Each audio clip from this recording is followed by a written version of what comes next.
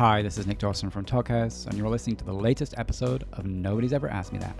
It's the spin-off series of the Talkhouse podcast where I talk to filmmakers, musicians, comedians, and writers and ask them questions they've never heard before in an interview in an effort to discover a different side of them and understand them better.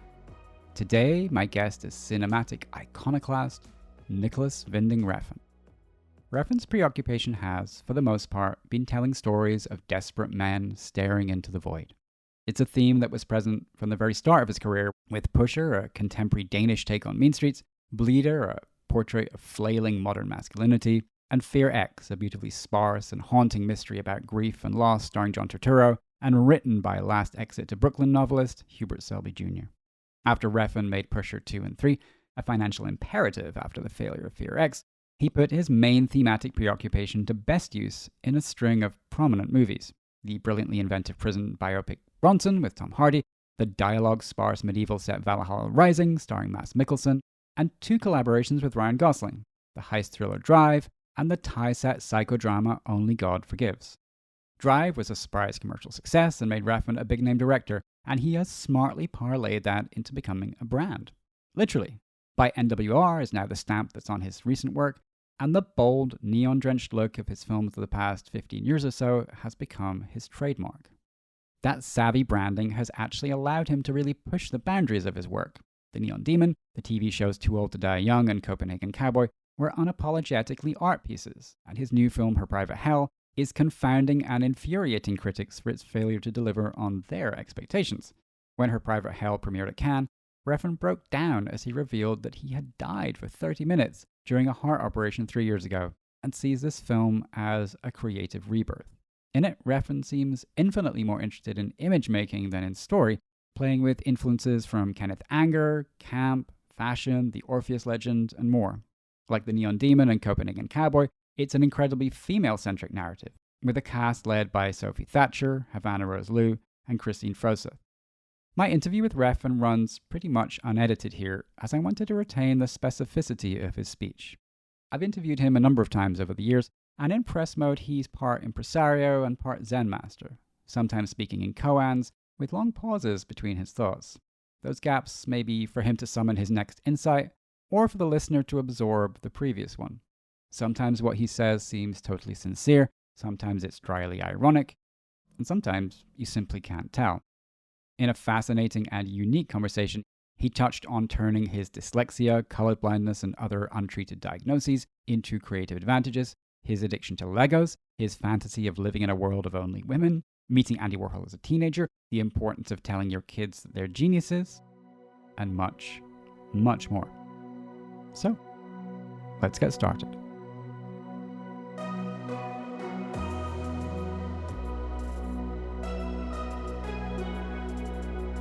What was the last dream that you remember? Unfortunately, I don't really remember my dreams. I wish I did because it sounds so impressive when you can say, I had a dream and then you can explain everything. Mm-hmm. I just wake up with different kinds of emotions. Interesting. Tell me more about that. Well, when you wear your emotions on your sleeve, you're very susceptible to anything around you. And one of the multiple diagnoses I have is what is called hypersensitive. Mm-hmm. It's everything is louder or prettier Mm-hmm. or more exciting. It can also be the reverse. Mm-hmm. And all those emotions inside of you needs an outlet. And this is where creativity is a wonderful path. Mm-hmm. So, which is why I'm very happy with all my untreated combinations. Yeah. Do you feel like to treat them would be to dull those creative stimuli? Oh, absolutely. I mean, the act of creativity is stimulating. That's why you get addicted to it. Mm-hmm. Do you feel like you embraced those differences already at the start of your career, or is it something that has happened sort of progressively as time has gone on? It happened when I realized that I would never be fully satisfied in trying to capture authenticity, Mm. meaning the real world. You know, once I completed the Pusher trilogy, I I was no longer interested in so much of the reality. I was interested in really unreality. Mm-hmm. And that obviously became Bronson was the first adventure. Mm-hmm. It's like you go through cycles in life. And I've learned, thank God, very early that the first time is the best time. Mm. So you always have to try to race as much as you can for the next time. Mm-hmm. So you can create as it's the first time. Mm-hmm. But eventually, through life, it gets harder and harder to capture the first time. So it's like cocaine. Yeah. It's the first time, and then it's trying to capture it ever since. Mm-hmm. And that can be a very destructive path. So you have to find tricks to always try to erase your memory. Mm-hmm. That's interesting. And that's how you always have, in my opinion, always have to strive for. Yeah. If you had no commitments to anyone or anything for a week, and money is no object, you can travel anywhere, can do anything. Like, how would you spend that week? Building Legos. Mm-hmm. It used to be watching television, which I still love, but I've come to understand that it doesn't relax me as much as it used to. Mm-hmm. But actually engaging with something as repetitive, but yet incredibly expanding Mm-hmm. as Legos. I'm an addict. Yeah, I think when we spoke, when Bronson came out, you were talking about fatherhood and how time was more valuable for you, and I think you said like that you were looking forward to your next trip to Asia to get toys for your collection. Yeah, I love to collect anything that reminds me of what it's like being innocent. Mm-hmm. I never wanted to grow up, and I don't think I have. How old do you feel inside? Like, obviously we have different modes, that the Nick who's on set and the Nick who's at home in your Lego zone is maybe a different person, but like, what's the sort of the default Nick? How old is he? The Smiths had a great song where there's a line in the lyric that says 16 clumsy and shy. Mm-hmm. I went to London. And I booked myself into the YWCA. There you go. Yeah. Still I think, resonates with me. yeah, it's kind of the same for me. I think I'm like 16, 17, and definitely clumsy, and probably should be slightly shyer than I am. But yeah, that resonates for sure. The fun part is that when that boy becomes a 16 clumsy and shy girl. Mm-hmm. Yeah, I wanted to talk about femininity because I feel like that's something that you've embraced a lot in the past decade or so in your work. And as we're talking about those different stimuli and the things that make you different, like I'm intrigued to know the way in which you have sort of welcomed in those influences or those aspects of yourself. Well, I love women and everything about it. But I love being a man in the world of women. Mm-hmm.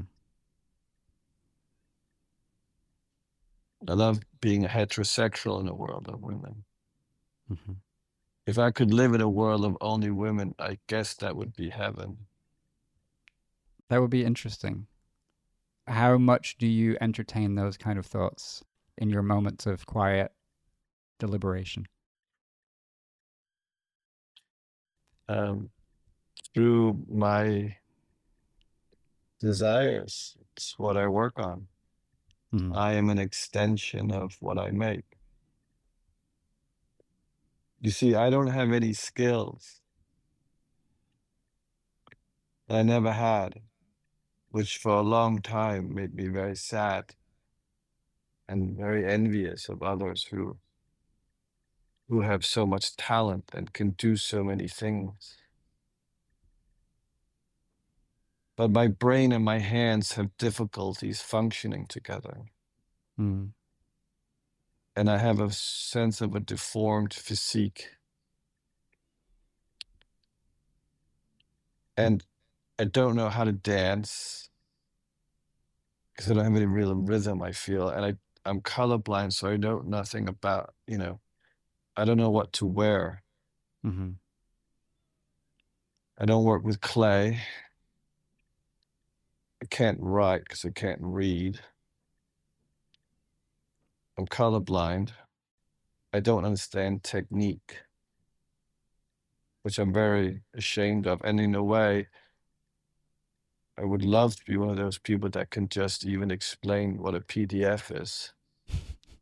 Yeah. So all that sadness, I was able to turn into an asset because my craft became not an external ability, but an internal, meaning that if I could ostracize my emotions from my body and implement them in a creative outlet, Mm. then I could become the canvas. I become the object of the desire of the viewer, essentially, Mm. because Mm. everything is me. Yeah. And that makes you, in a way, a sense of an addict of yourself. And then you have to embrace narcissism and megalomania and desires that are usually not very flattering Mm-hmm. because we're not supposed to celebrate anything that is sinful. Right. On the contrary, we're supposed to remove ourselves from it. But all those acts of sins is the foundation of creativity. Mm-hmm. So you can turn yourself into an object. And I'm certainly not the first one to figure this out. There are many people before me. But I remember meeting Andy Warhol when I was 16. This is when you were living in New York. Yeah. Yeah. Or maybe I was 15. I think I was 15. What do you remember your interaction with him? It was just hello and how are you? Mm-hmm. And that was it. But I guess that's really all you need to do. with people like that. Mm-hmm. Do you feel part of his lineage? I find him very fascinating, like everyone else does. But then I'm way too young to even understand that world because we're 20, 30 years, 40 years apart. Mm-hmm. I was rewatching Gambler and My Life, directed by Nicolas Winding Refn recently, and you talk about this embracing of narcissism and embracing of sin, and the person that I see in those films is not that, and it sort of made me think about. I don't know if you have thoughts about the different modes that we have to be in as filmmakers. I just wonder if there's like the filmmaker and then there's the brand, and that the two are in conversation and possibly in conflict. I look at them more as companions. Mm. It's like Tom and Jerry. Okay. They need to coexist. But they are sort of chasing each other around and trying to outweigh each other as well. Who has the power is always the struggle. Yeah. But one is the oxygen to the other. Yeah.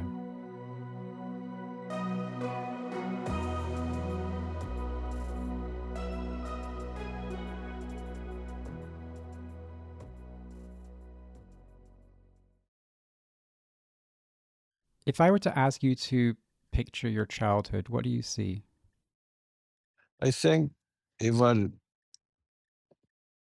look at a picture of my childhood, if I were to describe it in an image, it would look like a television set Mm-hmm. because it's a machine of dreams. That's interesting. You said before that you watched a lot of television as a kid, and that was a way of escape for you. How many early memories do you have? Like, is there like a first memory that you can retrieve in the furthest reaches of your mind? Well, the first day I came to New York with my mother, I was around 8 or just about to turn 9. I think I was still 8. Mm-hmm. And I remember looking up, and I remember my mother's friend picking us up at the airport.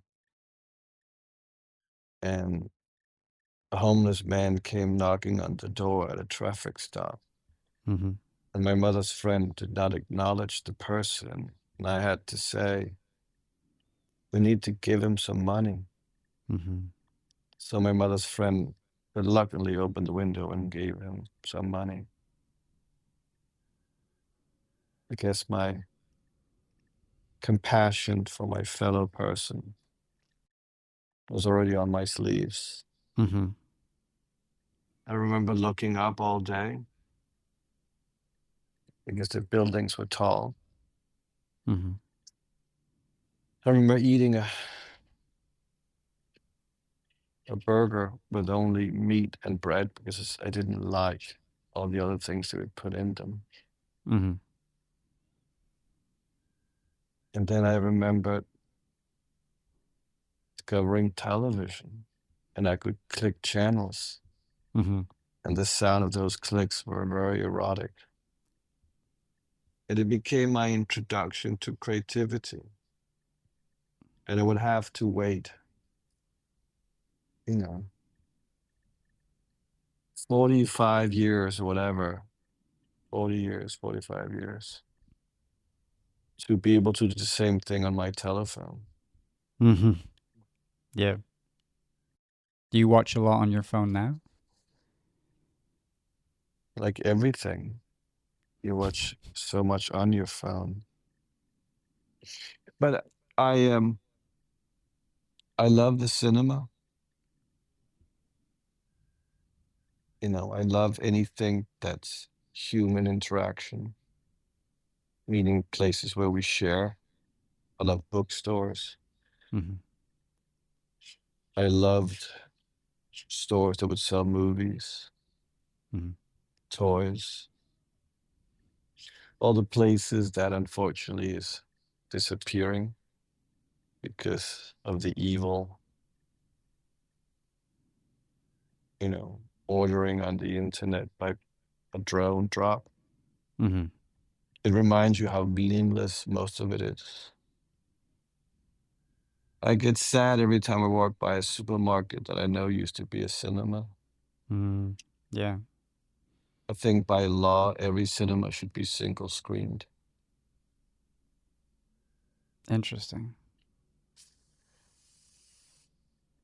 Yeah, that would definitely change things a lot.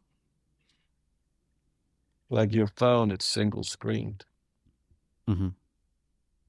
Do you think of yourself as a romantic or a purist about cinema, about other things in life? I guess I'm romantic because I have still belief in humanity, Mm-hmm. especially when you have kids, because you have to believe in humanity. You have to believe in the goodness of people Yeah, for the sake of your children. very true. How do you feel looking toward the future and the world that they're going to inherit, your daughters? I wish I could live another 50, 75, 100 years. I would love to see what happens. I love Mm-hmm. being alive. I Mm. love life. I love waking up every morning. Like anyone, I fear death again, having tried it already. Yeah, yeah, Um, Not that I'm afraid of dying, but I'm afraid of all the things I'm going to be losing out on. yeah,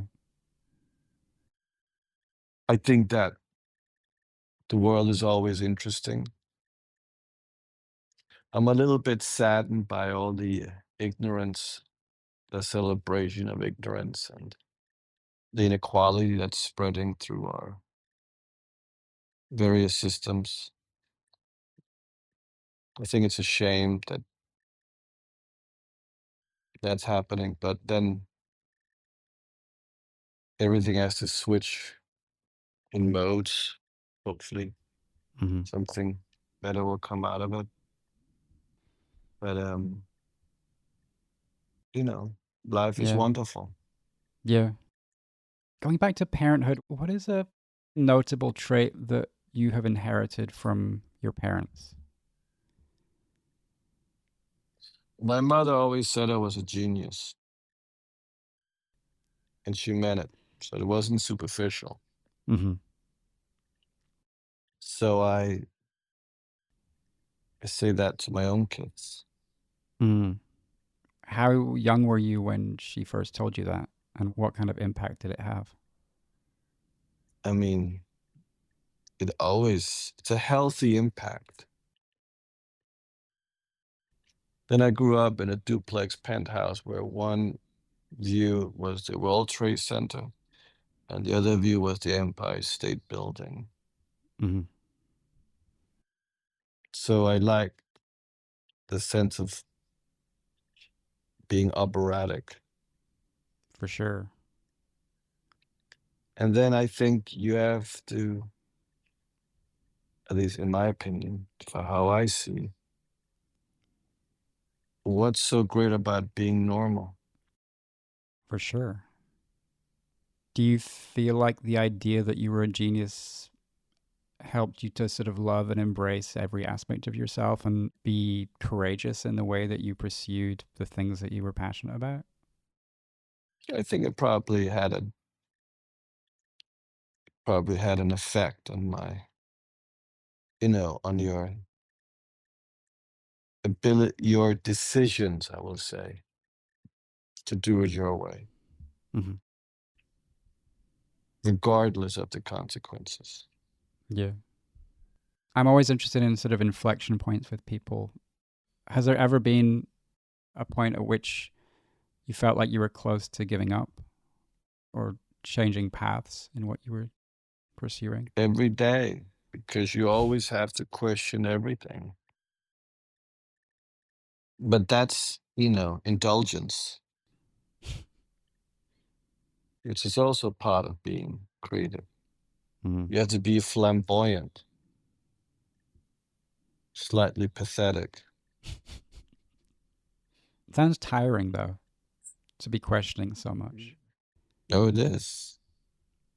That's why I'm always tired. But again, it's wonderful to give in to your sins. It's like taking your clothes off in public, which for most people would probably sound absolutely terrifying. Mm-hmm. And in principle, it is. But there's also something incredibly euphoric about complete exposuring of yourself. It's a form of cleansing.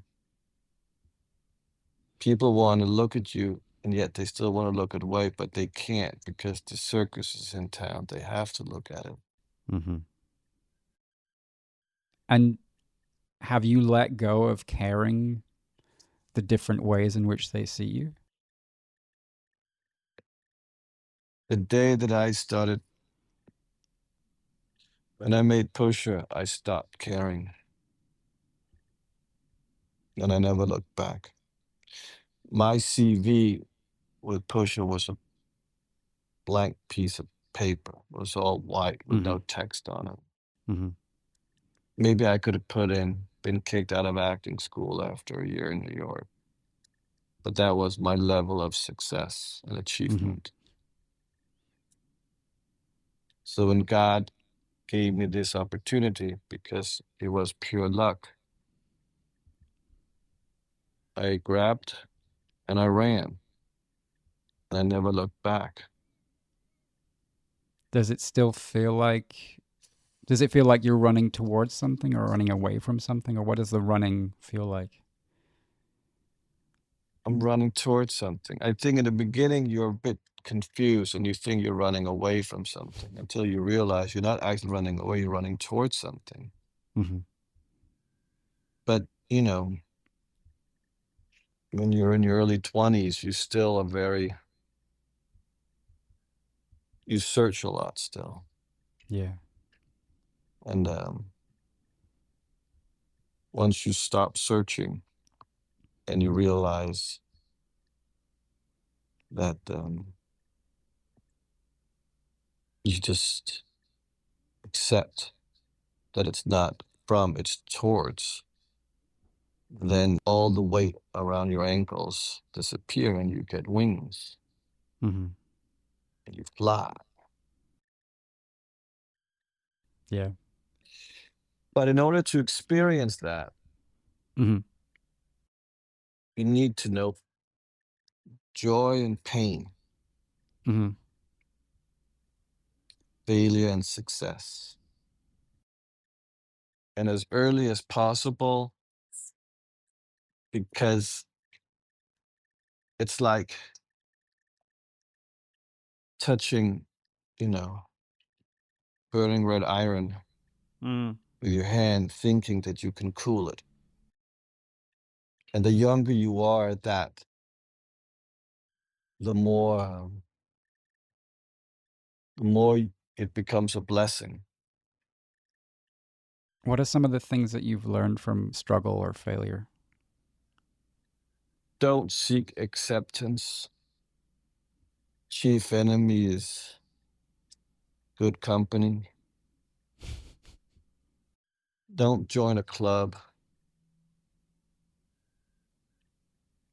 Good and bad doesn't exist if you create from the heart. Mm-hmm. Be yourself 100%. Do it your way. And be happy that you have had one colossal failure. Just don't do it again. In your mind, which is the colossal failure? Oh, Fear It failed creatively, artistically, financially, Mm-hmm. business-wise. Yeah. At a very young age, I learned everything not to do Mm-hmm. in one go. And even the time I went through it, it was obviously very difficult to understand what the shine was and why this was a good thing. Yeah. But you have to go by instincts and try to understand why is it happening. But because I'm always having to force to turn my many weaknesses into my strength in order just to survive my various untreated diagnoses, I just saw it as an experience that I needed to push through. Mm-hmm. But if I could survive, I would just become stronger. It's a bit like how a superhero finds their power. They find it through fault and failure. Mm. I hear that. But when we're talking about finding happiness, can you think of a moment of uncomplicated happiness that you could relay? Creativity for me is very, very uncomplicated, and it makes me very, very happy. Being a parent and a husband, that's fucking complicated. I hear that.